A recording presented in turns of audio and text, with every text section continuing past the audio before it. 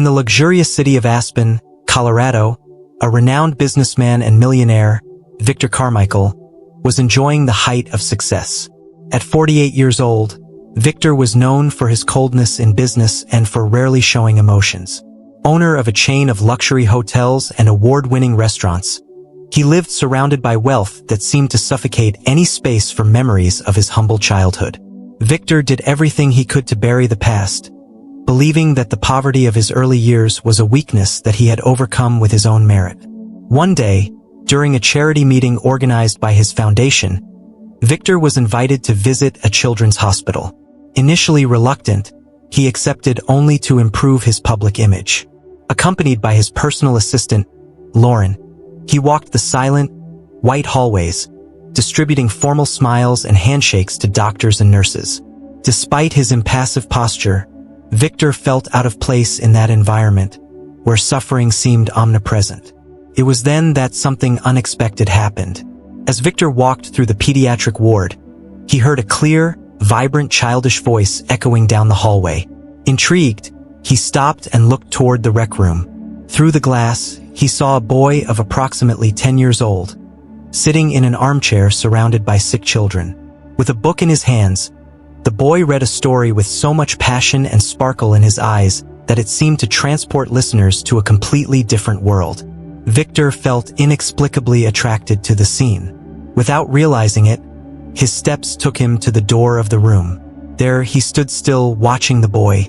The children around laughed and applauded, enchanted by the way he narrated the story, changing his voice for each character. The boy's enthusiasm was so contagious that even adults passing by stopped for a few seconds to watch. Something in the boy's expression caught Victor's attention. There was a mix of joy and resilience that felt familiar, though he couldn't immediately identify why. For a brief moment, Victor found himself transported to his own childhood. He remembered when he himself used to entertain his younger brothers, telling them invented stories to alleviate his family's hardships. The memory hit him like a bolt of lightning, something he hadn't expected to relive. Lauren, noticing that Victor was lost in thought, caught his attention. "How are you, Mr. Carmichael?" she asked with a tone of concern. He shook his head, trying to hide it.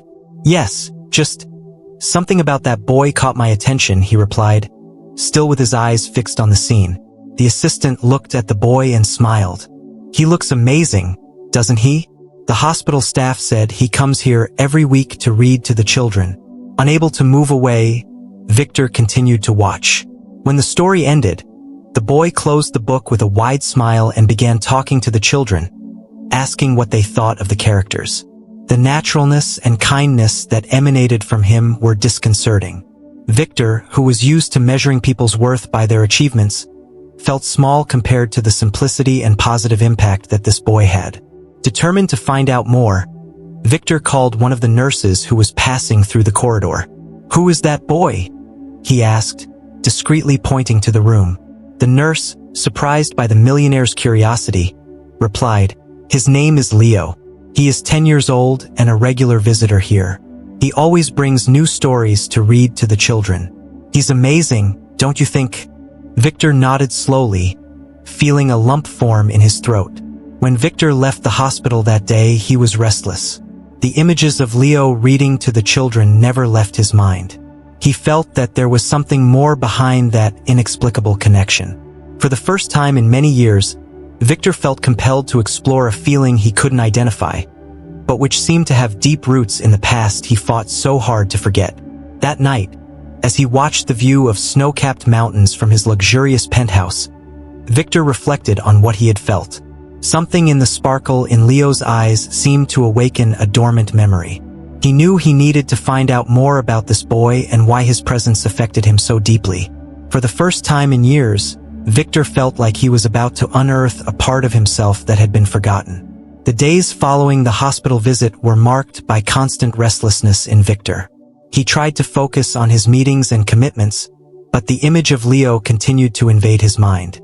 The boy's smile, his confident posture and the sparkle in his eyes transported him to a period of his life that he had long buried. Something about Leo seemed to defy the barrier Victor had built to protect himself from his humble past. One morning, While reviewing important documents in his office, Victor noticed that his hands were shaking. He sighed, closed the business folder, and called Lauren.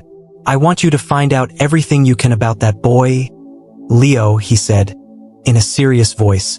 Lauren, used to her boss's unusual demands, was surprised by the request but agreed. "Of course, Mr. Carmichael. Leave it to me."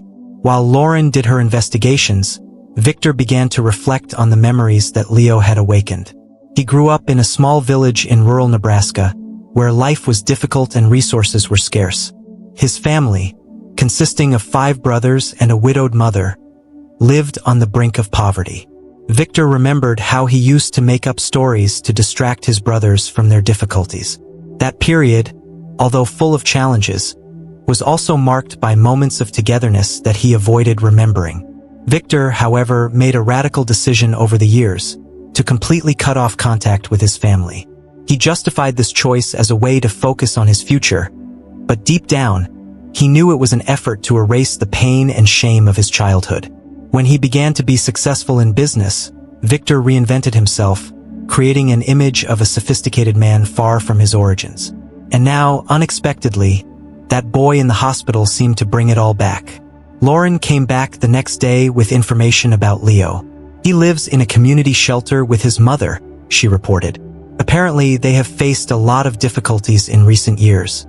His mother works as a domestic worker, and Leo started going to the hospital after he became ill last year. He recovered, but he continued to go there to cheer up the other children." Victor listened attentively, feeling a tightness in his chest as he imagined the difficulties the boy was facing. Unable to resist, Victor decided to return to the hospital. This time he went alone, without the company of Lauren or his usual entourage. When he arrived, he went straight to the recreation room, where he found Leo again reading to the children. He watched from a distance, trying to understand what attracted him so much to this boy. When the session ended, Victor finally gained courage and approached. "You're very good at telling stories," said Victor, smiling slightly. Leo looked at him curiously, not recognizing who he was. "Thanks. The children love it," the boy replied simply. Victor felt something tighten in his heart. There was a purity about Leo that completely disarmed him.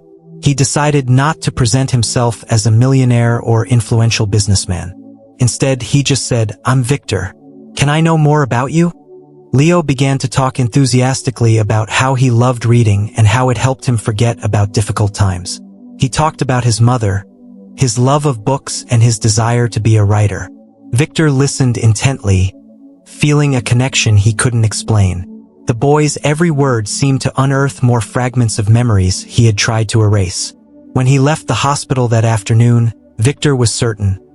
Leo wasn't just any boy. There was something deeply familiar and unsettling about him, something Victor needed to understand. He didn't know he was about to discover a link that would completely change his perception of the past and himself. The days following Victor's second visit to the hospital were marked by a whirlwind of thoughts. Although he didn't reveal the depth of his interest, he felt that Leo played an important role in his life, even if he still couldn't explain why. The boy's words, his energy, and, most importantly, the sparkle of hope in his eyes awakened something in Victor that he believed had been buried for a long time. He spent hours mentally reviewing each interaction, trying to find clues about this inexplicable connection. Determined to understand more about the boy, Victor called Lauren again. This time, he asked him to investigate not only Leo's story, but also details of his origins and his family. Although reluctant to appear invasive, Victor justified his curiosity as a need to help him. Lauren, always efficient, dove into the task with discretion, promising to bring answers as quickly as possible. While waiting for the results, Victor started visiting the hospital frequently. Not only did he attend Leo's reading sessions, but he also began interacting more with the children and staff. It was completely out of his comfort zone. But to his surprise, he found that these moments brought a sense of purpose that he hadn't experienced in a long time. Victor, who had always sought fulfillment in material achievements, began to question the true meaning of success. During one of these visits, Victor had the opportunity to talk to Leo's mother, Amanda. She was a young woman, tired-looking, but with a gentleness that immediately caught his attention. Amanda said that she had faced countless difficulties since her husband abandoned them, leaving her alone to raise Leo. Working as a domestic worker, she did her best to give her son a dignified life, despite his limitations. "Leo has always been special," said Amanda proudly. "He has a way of looking at life that teaches me to keep fighting." As he listened to Amanda's story, Victor felt a tightness in his chest. The similarities with her own mother were striking. He remembered how she had worked tirelessly to raise her children after their father's death. Amanda's determination reflected his mother's strength, something he hadn't thought about in years. That conversation made Victor realize that maybe Leo and Amanda were bringing up memories that he needed to face. Days later, Lauren returned with more detailed information. She handed Victor a folder containing data about Amanda and Leo, including old records that mentioned a familiar name. Victor began leafing through the documents and, with a chill running down his spine, found something that left him stunned. Amanda was the daughter of a woman named Grace Whitmore, a name Victor hadn't heard in decades. Grace was a neighbor who had helped her mother through difficult times, someone who had played a crucial role in her childhood. Victor stood frozen, feeling an avalanche of emotions. He remembered Grace as a motherly figure in his life, someone who offered support when her family needed it most. She was the one who brought food when his mother was without resources and who encouraged him to continue telling stories to his brothers. Knowing that Amanda was Grace's daughter made the connection with Leo even more meaningful. Victor began to understand that this connection was no coincidence. This revelation brought a new dilemma. Victor realized he couldn't simply ignore this link to the past. Leo, unknowingly, had reopened a door that Victor had locked long ago. He felt the need to repay what Grace had done for him, but at the same time, he feared that getting too involved would mean facing feelings he had spent his life avoiding. While reflecting on his next steps, Victor began to invest more time at the hospital. He donated books to the rec room and helped organize events for the children. Although he avoided mentioning his connection with Leo, he made a point of being present, creating a bond with the boy and his mother. Amanda, initially suspicious, began to accept his presence, seeing him as a figure genuinely interested in helping. Victor, however, knew he could no longer delay the truth. He needed to find a way to explain to Amanda and Leo about Grace's role in his life and why it was so important to him. It was a moment he dreaded, but he also knew it was essential. The connection with that boy and his mother was deeper than he imagined, and Victor began to realize that perhaps destiny was giving him a chance at redemption. That night, in his silent penthouse, Victor stared at an old photo that Lauren had found among the documents. It was a blurry image of his family alongside Grace. He saw himself, as a child, holding a book while Grace smiled in the background. With teary eyes, Victor finally admitted to himself that the time had come to confront the past he had so avoided. He needed to do this not only for Leo and Amanda, but also for himself.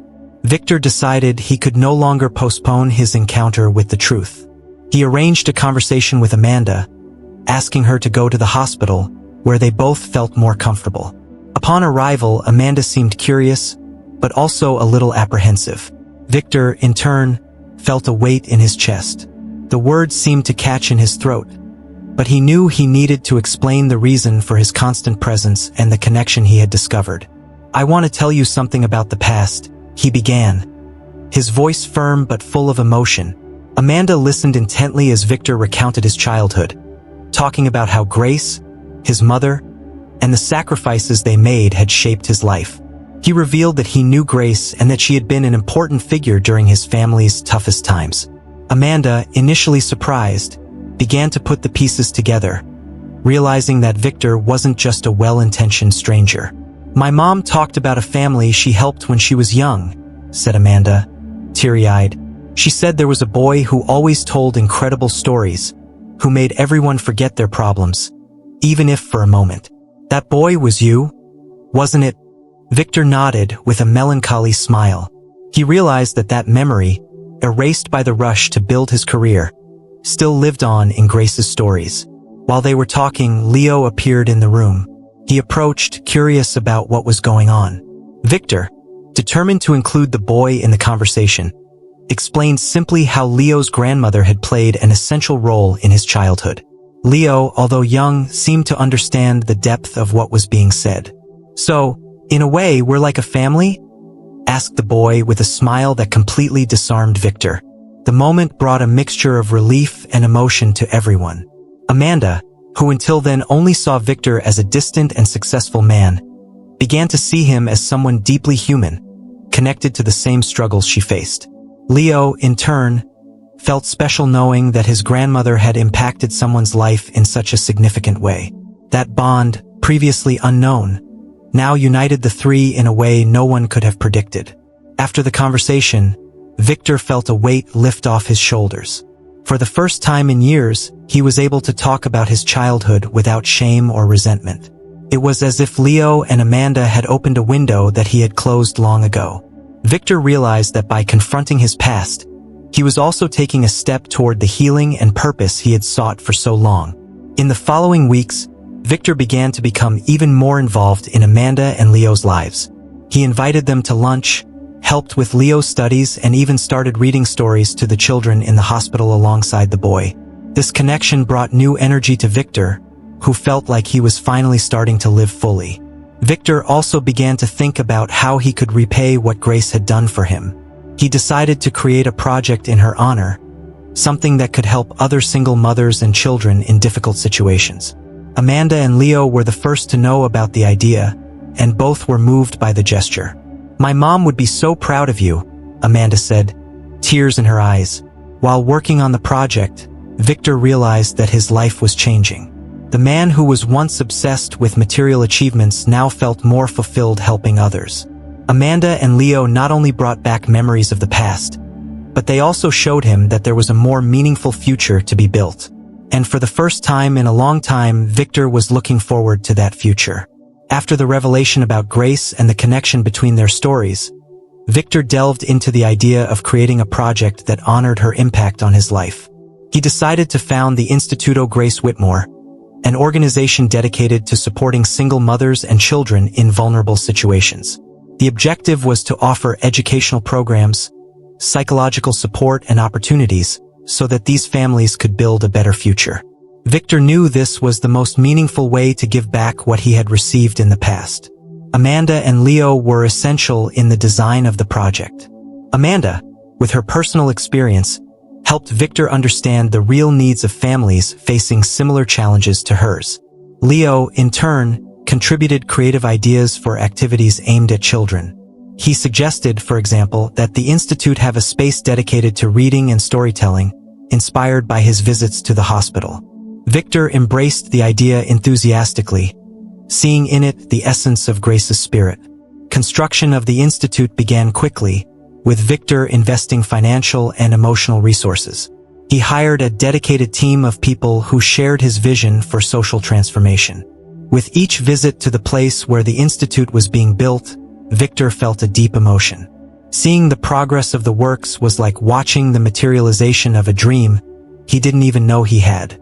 Amanda and Leo often accompanied him, and together they discussed the details that would make the Institute a welcoming and inspiring place. During the process, Victor began to attract media attention. The businessman, who was previously known only for his coolness and success in business, was now seen as a transformed philanthropist. Journalists wanted to know what had prompted this change, but Victor was careful in his answers. He talked about Grace's impact on his life, but avoided going into detail about his connection to Amanda and Leo. For him, this part of the story was intimate and special. Despite the positive attention, Victor faced challenges. Some colleagues in the business world questioned his decision to dedicate so much time and money to the project, saying it could distract from his business. Victor, however, was firm in his position. He had spent years accumulating wealth and success, but now he realized that it was all empty without a greater purpose. The Institute was more than a project. It was his way of giving meaning to his life. Meanwhile, Leo continued to visit the hospital and read to the children. His presence became even more significant as he was now seen as part of Grace's legacy. Victor often accompanied him, observing with admiration the boy's ability to connect with people. Each visit reinforced Victor's certainty that Leo had something special, a gift that could transform lives, just as it had transformed his. The bond between Victor, Amanda, and Leo became even stronger. They started spending more time together outside of their institute commitments. Family lunches, park walks, and game nights have become a new routine. For Victor, these moments were an opportunity to experience an emotional connection he hadn't felt since his childhood. Amanda and Leo, in turn, began to see Victor not just as a benefactor, but as someone genuinely part of their lives.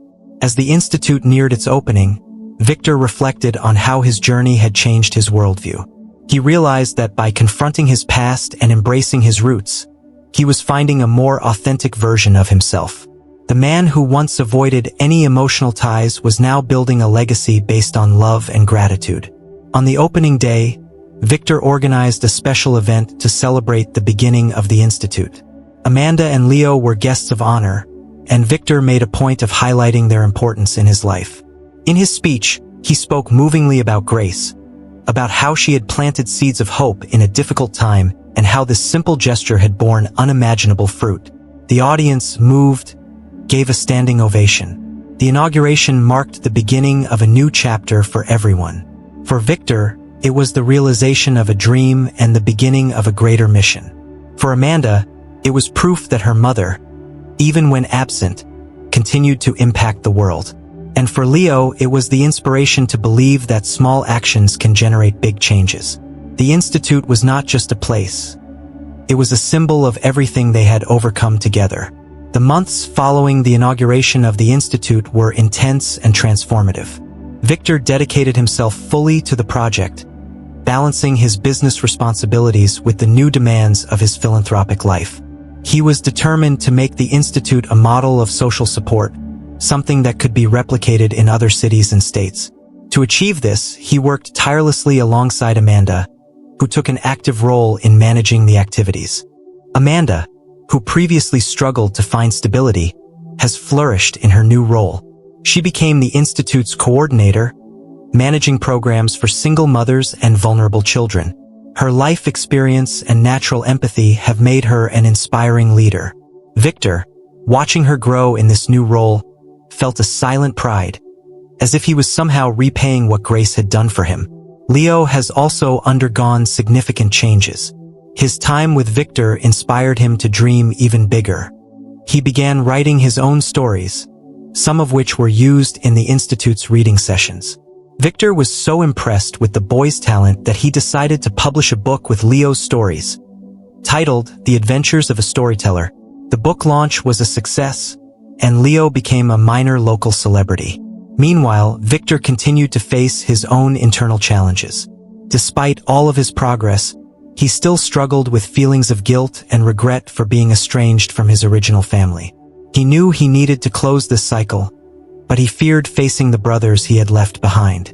It was an open wound that, even with all the transformations, still hurt deeply. Being close to Amanda and Leo helped Victor confront these feelings. In an intimate conversation, Amanda encouraged him to seek reconciliation. "You always talk about how Grace changed your life," she said, "but maybe your family needs to hear this from you. Maybe they are also waiting for a gesture from you." These words touched Victor deeply, planting a seed of courage that he knew he needed to cultivate. Victor made the decision to look for his brothers. He started with a link to his oldest, Peter, who he hadn't spoken to in over 20 years. The conversation was tense at first, but as the minutes went by, they both began to open their hearts. Victor explained what had happened, his struggle to deal with the past and the reason for his distance. Peter, in turn, revealed that the family had never stopped thinking about him and that, despite the pain, they always rooted for his success. This virtual reunion was the first step towards something bigger. Victor started organizing a family reunion, something he never imagined doing. He invited all the brothers to visit the institute and to participate in a special event in honor of Grace. Amanda and Leo were by his side throughout the process, giving him the emotional support he needed to face this significant moment. On the day of the reunion, Victor was nervous, but also hopeful. When he saw his brothers for the first time in decades, he was overcome by a wave of emotions. They hugged him tightly, no resentment, just relief to be together again. Victor felt like he had finally found the missing piece in his healing journey. This moment of reconciliation had a profound impact on everyone. For Victor, it was as if a lost part of himself had been restored. For his brothers, it was proof that family ties, even shaken by time and distance, could still be rebuilt. And for Amanda and Leo, it was confirmation that love and forgiveness have the power to transform lives. From that day on, Victor began to live with a new lightness. Not only has he reconnected with his family, but he has also found a way to integrate all parts of his story into his identity. The Institute continued to grow, touching the lives of thousands of people. But for Victor, true success was knowing that he had found peace with himself and his past. With the Grace Whitmore Institute operating at full steam, the presence of Victor, Amanda, and Leo became central to the place's routine. Each of them played a unique but essential role. Amanda led support programs for single mothers, coordinating workshops on financial education, self-esteem, and practical skills. Her empathy and life experience made her an inspiration to many women who attended the Institute. For Victor, seeing Amanda flourish in her new role was a source of pride and accomplishment. Leo, in turn, became a beloved figure among children. He led the storytelling sessions, now with books he had written himself. Children gathered eagerly to hear his narratives, often drawing inspiration from him to create their own. Victor always attended these sessions, watching with admiration as Leo seemed to transform before the children's eyes. For Victor, the boy symbolized everything the Institute represented: hope, creativity, and overcoming. The Institute's influence began to reach beyond the limits of its community. News about the innovative programs and positive impact reached other cities and states. Victor was invited to speak at events and conferences, where he shared the history of the Institute and his own journey of transformation. He always made a point of mentioning the role of Grace, Amanda, and Leo, highlighting how human connections were more valuable than any material wealth. Despite his success, Victor still faced emotional challenges. Reconnecting with his family brought a mix of joy and regret. Although he was welcomed with open arms by his brothers, he knew he had missed many important moments. In a night of reflection, Victor confided in Amanda, "I've built so much, but sometimes I feel like part of me is still trying to make up for what I left behind." Amanda responded wisely, "The important thing is not what you lost, but what you are building now." Those words stuck with Victor, motivating him to focus on the present and the impact he could make. He began to dedicate more time to direct interactions with the people the Institute served. "I attended meetings, listened to stories, and looked for ways to improve programs." This connection brought a new dimension to his life, filling a void he didn't even know existed. Meanwhile, Leo faced his own challenge: his growing notoriety. His book gained popularity, and he began receiving invitations to school events and radio programs. Although I was excited, I also felt the weight of responsibility. In a conversation with Victor, Leo confessed, "Sometimes I get scared of disappointing people." Victor, understanding the pressure the boy felt, responded, "The only person you need to impress is yourself. What matters is doing it with your heart." This exchange further strengthened the bond between the two. Victor saw in Leo not only a reflection of his childhood self, but also a reminder that it was possible to find strength in vulnerability. He began to support the boy's dreams even more, encouraging him to explore his creativity without fear of failure. For Leo, Victor became not just a mentor, but a father figure he never had.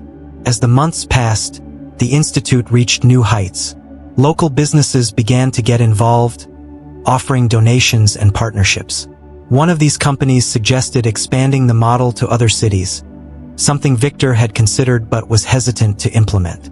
After discussions with Amanda and the team, they decided it was time to take the next step. The idea of taking Grace's legacy beyond the community's borders filled everyone with enthusiasm. However, with growth came new challenges. Victor realized that he would need to delegate more responsibilities, something that didn't come naturally to him. Amanda, realizing her difficulty, offered to take on more tasks. "You need to trust us," she said. "The Institute is teamwork." Victor, although reluctant, knew she was right. He began delegating more, allowing Amanda and other leaders to take on larger roles. This transition was liberating for Victor. He realized that the Institute wasn't just about him or his story, but about the community he helped build. By allowing others to shine, he felt a new kind of fulfillment. For the first time, Victor wasn't just leading. I was inspiring and empowering others to do the same. With the growth of the Institute and expansion to other cities, Victor found himself in a moment of deep introspection. He had achieved something he had never imagined, transforming his pain and his past into a force for positive impact.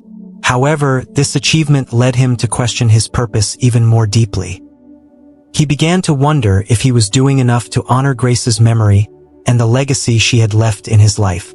On a quiet afternoon, Victor decided to visit Grace's grave, something he had been putting off since discovering her connection to Amanda and Leo. Accompanied by Amanda, Leo, and his brothers, he headed to the small cemetery where Grace had been buried.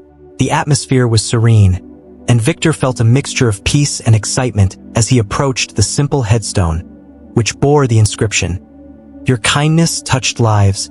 In front of the tomb, Victor made an improvised speech, but full of feeling.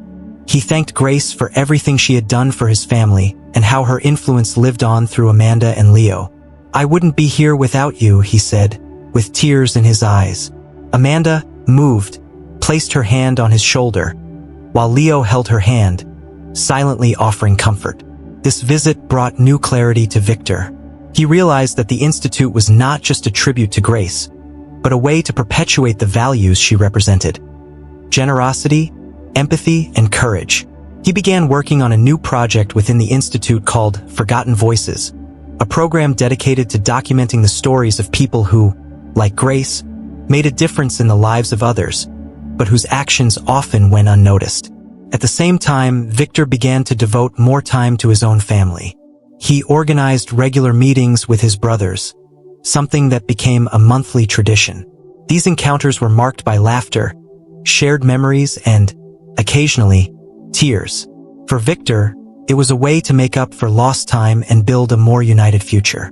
His brothers, in turn, felt grateful for the reconnection, seeing in Victor not just the brother they had lost, but someone transformed by the experience. Leo continued to grow, both as a writer and as a person. Inspired by the program Forgotten Voices, he began interviewing people at the Institute, recording their stories and learning about their struggles and triumphs. Victor saw this initiative as a reflection of his own learning, the importance of listening to and valuing the experiences of others. He felt indescribable pride in seeing Leo take on such a significant role in Grace's legacy. Meanwhile, Amanda expanded her role at the Institute. She began developing training programs for other coordinators, preparing women to lead the new centers that were opening in different cities. Her passion and dedication have made her a respected and admired figure. For Amanda, each new center opened was like a new seed planted in fertile soil, with the potential to flourish and transform lives. Victor, in turn, began to find joy in little things that previously went unnoticed. A simple smile from a child at the Institute, a conversation with Amanda, or a moment of reading with Leo were enough to fill his heart. He realized that although he still had business responsibilities, his true passion now lay in the impact he could make on the lives around him. Over time, the Institute became more than an organization. It became a movement. People from different places began to be inspired by the story of Victor, Amanda, and Leo, seeing in them an example of how human connections can overcome barriers and transform lives. Victor, who previously avoided any kind of exposure, now embraced the opportunity to share his journey, believing it could inspire others to do the same. At the end of each day, Victor used to reflect on the path he had taken. He knew his story wasn't over yet, but he felt a peace he had never experienced before. The Institute, Amanda, and Leo had not only changed his life, but also given him a purpose that he would carry with him forever. For Victor, the true legacy was not in material achievements, but in the lives he helped transform with each new day. The years passed, and the Grace Whitmore Institute grew into a support network that reached thousands of people. Expansion to other cities brought new challenges, but also reinforced the positive impact of the initiative. Each new center opened carried the mission of spreading hope, just as Grace had done in life. Victor, Amanda, and Leo remained at the forefront, leading with passion and purpose. For them, the Institute was more than an organization. It was an extension of their own stories and values. Victor, now 55, began to feel the weight of time and responsibilities. He did not see this as a negative, but as a reminder that it was time to think about how to ensure that the Institute's legacy remained strong even after his departure. He began conversations with Amanda, who was already assuming an increasing leadership role, and with Leo, who was beginning to show interest in following in his mother and Victor's footsteps in social work. Leo, now 16, was a charismatic and talented young man. His books had become a success, and he frequently used his platform to advocate for causes related to vulnerable children. Despite his literary success, Leo felt that his place was still alongside Victor and Amanda, helping directly at the Institute. In a conversation with Victor, he said, "You showed me that true wealth lies in the connections we make and the lives we touch. I want to continue this work." This statement touched Victor deeply. He saw in Leo the continuation of what Grace had started. Despite his desire to see the Institute grow even further, Victor knew it was important to start delegating responsibilities. He decided to create a board of directors comprised of Amanda, Leo, and other trusted leaders, ensuring that the Institute's mission remained true to its core values. Meanwhile, Amanda continued to shine in her role. She led with grace and determination, inspiring everyone around her. Her ability to connect with people, combined with her practical vision, made her a natural leader. Victor, as he watched her, often thought about Grace and how proud she would be of his daughter. One quiet afternoon, as they walked through the Institute together, Victor said to Amanda, "You are the heart of it all. Grace lives in you." These words moved Amanda, but they also reinforced her determination to continue expanding her mother's legacy. She began developing new programs, including partnerships with local schools and businesses to provide educational and employment opportunities to families served by the Institute. Amanda knew the work was challenging, but she felt strengthened by her mother's memory and Victor and Leo's support. At the same time, Victor dedicated himself to documenting the history of the Institute. He hired a team of filmmakers to produce a documentary that showed not only the organization's impact, but also the stories of transformation it had provided. Victor wanted the world to understand that the Institute's work was proof that human connections could overcome any barrier. The project was a success, moving audiences around the world and attracting even more support for the cause. Even with so many achievements, Victor knew that his greatest achievement was personal. He had found peace with his past, reconnected with his family, and created a deep bond with Amanda and Leo. For Victor, they were more than working partners. They were his chosen family, people who gave him a purpose greater than any business achievement could offer. At the Institute's 10th anniversary ceremony, Victor gave an emotional speech. He thanked everyone who had contributed to the organization's success, but especially highlighted Amanda and Leo. "This all started with Grace, but it came to life thanks to you," he said, his voice breaking. Amanda and Leo, moved, went up on stage to hug him, while the audience gave him a standing ovation. This celebration marked a moment of transition for Victor. He knew it was time to give Amanda and Leo more space to take the lead, but he felt at ease knowing that the Institute was in good hands. He wasn't saying goodbye, was passing the baton to the next generation, confident that they would continue to cultivate the legacy he had helped build. That night, as he reflected on everything he had achieved, Victor felt a deep sense of gratitude. He realized that his journey was not just about overcoming the past, but about transforming it into something beautiful and meaningful. The Institute was proof that human connections could change the world, one life at a time. After the 10th anniversary ceremony, Victor made the official decision to reduce his daily involvement in the Institute. He fully trusted Amanda and Leo to carry out the mission they had built together. This transition was not easy for Victor, who had dedicated the last years of his life to this cause, but he knew it was the right decision. Now he could focus on other personal projects while proudly watching the Institute grow under his family's leadership. Amanda assumed the role of executive director with elegance and competence. She brought new ideas, expanded programs, and strengthened the Institute's partnerships. His vision was clear: reach even more people and create a lasting impact. Amanda also began training young leaders, ensuring the Institute had a solid foundation for the future. She knew she was continuing her mother and Victor's legacy, and she felt honored by this responsibility. Leo, now 18, has become one of the Institute's main ambassadors. He used his fame as a writer and his ability to connect with people to inspire young people around the world. At an international event, Leo spoke about the importance of stories to transform lives, moving the audience. Stories remind us of who we are and help us imagine who we might be, he said, with the confidence of someone who had lived a lot. Victor, in turn, found joy in simpler moments. He began traveling, visiting the Institute's new centers, and reconnecting with old friends and family. During one of these trips, he made a point of visiting the small village where he grew up. As he walked the familiar streets, he felt a mixture of nostalgia and fulfillment. He knew his journey had taken him far, but it had never truly taken him away from his roots. Over the years, the Institute continued to prosper. Each new center opened was a celebration, proof that Grace's legacy was alive and growing. Victor participated in these celebrations whenever he could, feeling grateful to still be a part of something so meaningful. He knew he didn't need to be at the forefront to be part of the impact. His work was at the base of everything. A special moment occurred when Leo, now an adult, announced his decision to dedicate himself fully to the Institute. Despite his success as a writer, he felt his true passion lay in social work. Amanda was thrilled with the news, seeing in her son not only an heir to her legacy, but a leader who would take the Institute to new heights.